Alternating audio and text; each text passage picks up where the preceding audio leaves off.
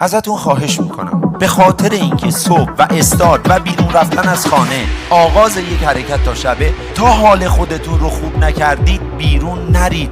به خاطر اینکه این آهنربا فقط با یه چیز شارژ میشود، با حس خوب. وقتی که تو شاد نیستی کانال های انرژی رو میبندی. علم میگوید وقتی که شما عمیقا شادی میکنید مغز شما شروع میکنه به ترشح دوپامین، بتا اندروفین، هم حافظت قوی میشه، هم تمام جریانات که تو رو متصل میکنن به کائنات و وجود جاری میشه.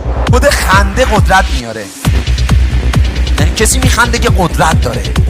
اگه کارمندات نمیخندن، اگه پرسنلت شاد نیستن، لطفاً برنامه ریزی داشته باش برای اینها. خنده مصریه، یعنی 2 نفر بخندن بقیه نمیتونن نخندن. بابا عمیق بخند.